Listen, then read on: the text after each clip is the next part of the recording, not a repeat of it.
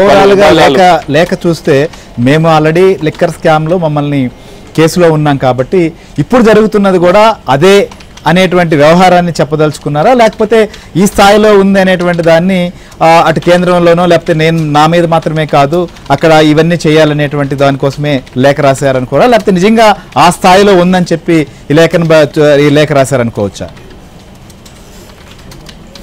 ఖచ్చితంగా శ్రీ గారు మీరు చెప్పినట్లుగా ఇప్పుడు ఏదైతే లిక్కర్ స్కామ్కి సంబంధించి విచారణ జరుగుతుందో ఆ విచారణని చాలా చిన్నదిగా చేసే ప్రయత్నం అనే చెప్పచ్చు. దాన్ని నీరుగార్చే విధంగా అని చెప్పచ్చు, లేకపోతే దాన్ని డైల్యూట్ చేసే విధంగానే ఈ లేఖను రాశారు. ఇది కుంభకోణం అనేది జగన్మోహన్ రెడ్డి హయాంలో జరిగింది కాదు, ఇప్పుడు కూడా కుంభకోణం జరుగుతుంది. ఇప్పుడు జరిగేదే పెద్ద కుంభకోణం. అసలు అప్పుడు ఏం కుంభకోణాలు జరగలేదు, అప్పుడు ప్రభుత్వమే షాపులు నిర్వహించింది కాబట్టి ప్రభుత్వానికి ఆదాయం వచ్చింది. కానీ ఇప్పుడు జరుగుతుంది ఇది ప్రైవేట్ వ్యక్తులకు ఇచ్చారు, తర్వాత ఇప్పుడే పెద్ద కుంభకోణం జరుగుతుంది అంటే ఆ విషయాలు ఏమీ రాయలేదు. కానీ గతంలో జరిగినటువంటి కుంభకోణం కాదు, ఇప్పుడు జరిగేదే పెద్ద కుంభకోణం అన్న విషయాల్ని ఈ యొక్క లేఖలో ఆయన ప్రస్తావించడం జరిగింది. శ్రీహరి రైట్, మీరు అన్నట్టుగా సో దీన్ని సిబిఐ ఏమన్నా పరిగణలోకి తీసుకునేటువంటి అవకాశం ఉంటుందా? చాలా లేఖల్లాగానే ఇది భావించేటువంటి పరిస్థితి ఉందా?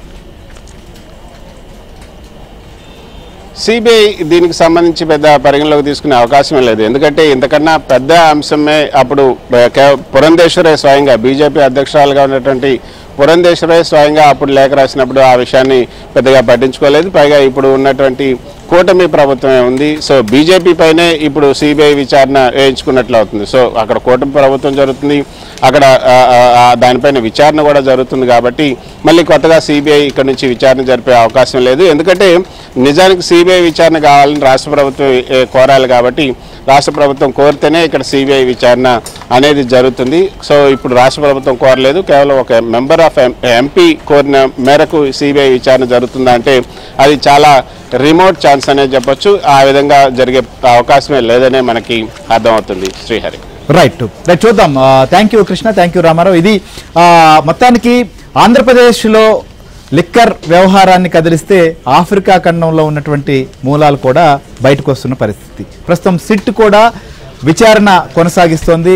ఆంధ్రప్రదేశ్లో జరిగినటువంటి లిక్కర్ వ్యవహారమే కాదు, మొత్తం దీని ద్వారా ఏవైనా ముడుపులు కానీ లేకపోతే అవన్నీ ఆఫ్రికా ఖండానికి వెళ్ళాయా, లేకపోతే ఆ కంపెనీలకి వీటికి ఉన్నటువంటి సంబంధాలు ఏంటి, సో సునీల్ రెడ్డికి సంబంధించినటువంటి కంపెనీలు ఎప్పుడు ఎస్టాబ్లిష్ అయ్యాయి, గతంలో ఉన్నటువంటి వాటికి సంబంధించినటువంటి విషయం అక్కడ సీజ్ చేయడం, సో అప్పటి నుంచి అక్కడ నకిలీ లేదా కల్తీ విస్కీ సంబంధించినటువంటి వ్యవహారాన్ని అక్కడ ప్రభుత్వాలు కూడా గుర్తించి సీజ్ చేసినటువంటి పరిస్థితి, ఇవన్నీ చూస్తే ఖచ్చితంగా ఈ యొక్క లిక్కర్ వ్యవహారంలో చాలా లింకులు కూడా బయటకు రాబోతున్నాయా అనేటువంటి అనుమానం కూడా ఉంది. ఈ దిశగానే సిట్ కూడా విచారణ కొనసాగిస్తోంది. ఇంకోవైపు లిక్కర్ స్కామ్లో అరెస్ట్ అయ్యి బెయిల్పై ఉన్నటువంటి మిథున్ రెడ్డి, తమ్మలపల్లి నియోజకవర్గం ఇన్ఛార్జిగా ఉన్నటువంటి జయచంద్రారెడ్డి కావచ్చు, అలానే అద్దెపల్లి జనార్దన్ కావచ్చు, వీళ్ళందరూ కూడా తెలుగుదేశం పార్టీకి సంబంధించినటువంటి వారు కాబట్టి ఇప్పుడు జరిగిందే పెద్ద స్కాము కాబట్టి దీనిపైనే సిబిఐ విచారణ జరపాలని చెప్పి అమిత్ షాకు లేఖ రాసినటువంటి పరిస్థితి. సో ఈ లేఖ పైన సిబిఐ రియాక్ట్ అవుతుందా, కేవలం